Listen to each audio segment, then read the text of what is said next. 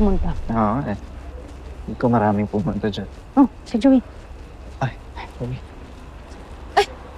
Eli, Kyle! Condolence ha. Joey, condolence para sa tatay mo.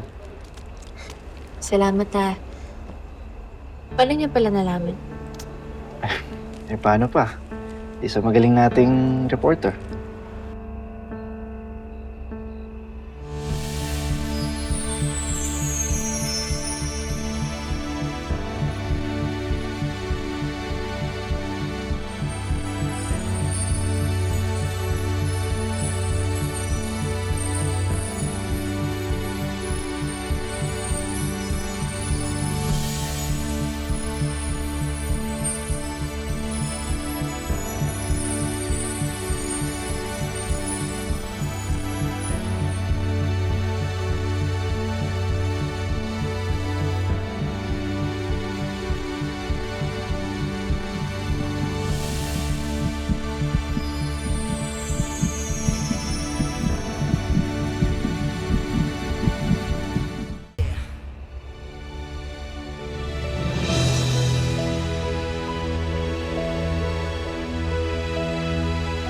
Tara, pasok na muna natin to.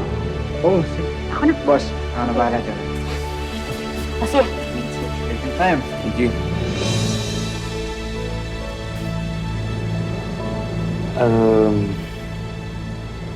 Condolence? Di ka sure? Well, sure ako na wala talagang pinag-alamayan dun.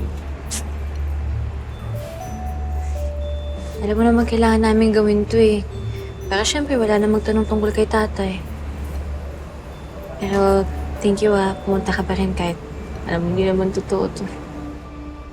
Gusto kong malaman kung ano na yung nangyayari sa'yo. At saka, actually, dapat nga, pati pa kita binisita eh.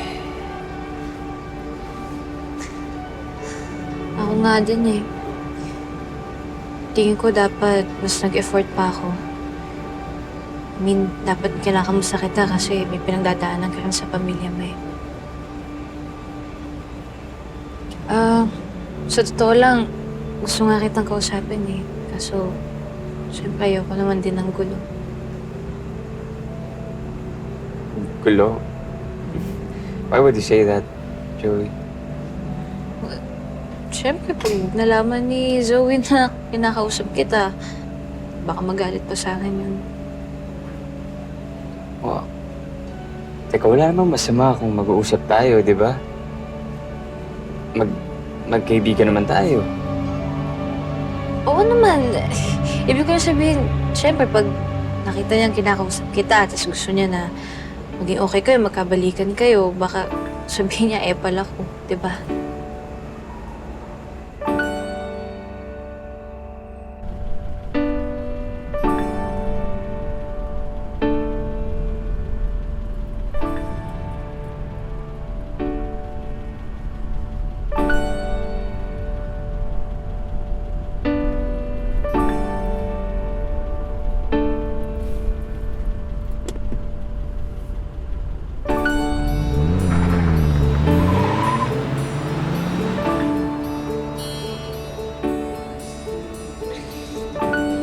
Well, di naman kami. Wala namang meron sa amin. Pero kung maging kami man, syempre gusto kong ma-maintain yung friendship natin, di ba? Well, hindi nga. Oo naman. Pero sana huwag ka nang maniwala sa mga sabi-sabi. Maniwala ka sa mga reliable source like me.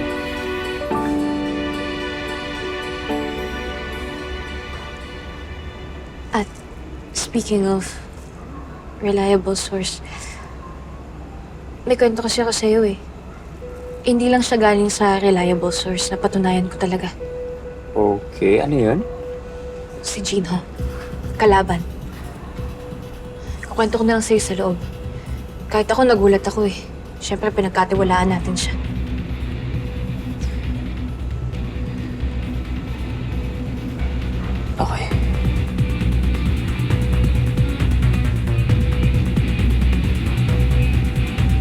Sabi ko na eh, my instincts were telling me na may iba talaga sa lalaking yun. Kaya pala iba yung kutob mo sa kanya eh, no? Tsaka umpisa pa lang, di ba? Irita ka na sa kanya. Tapos, lagi kayo nagkukontrahan. Jinho?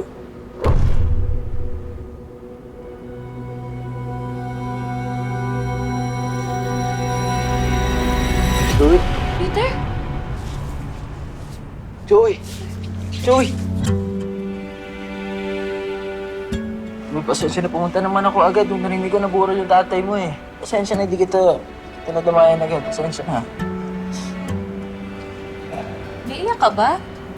Siyempre, nalulungkot ako para sa'yo eh. Ikaw nakangiti ka. Galit ka ba sa tatay mo kaya ka nakangiti? Should I tell him? Higa naman natin yun eh. Wala ako dyan. Kapag mag-react ka, buhay pa si Miguel Delgado. Ano? Sabi na mag-react. Sumunti ka nyo nang mahulin yung Verdugo ng leader na sindikato. Kaso nakatakas. Oo. Tapos hindi ka pa mamatay yung tatay mo dahil nahanting siya ni Verdugo. Kaya kayo nagpanggap na patay siya. Kaya mo yung Rod. Tapos si Jinho, miyembro pala ng sindikato ng Korea. Hindi naman pala talaga siya Interpol. At ano, ginamit kang pala tayo para hanapin yung shota niya. Grabe. Information overload. Hirap pala. Wala, ano, kala ko pa naman, best friend ko yung opa na yun eh.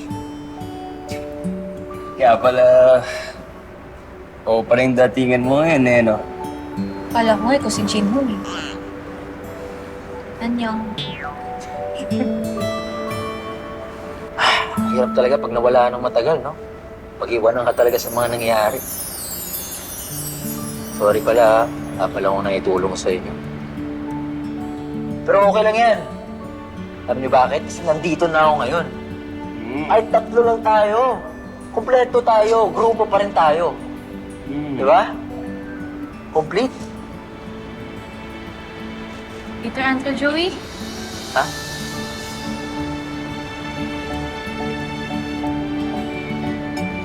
Dali na. Yes. Never say that. Never say that.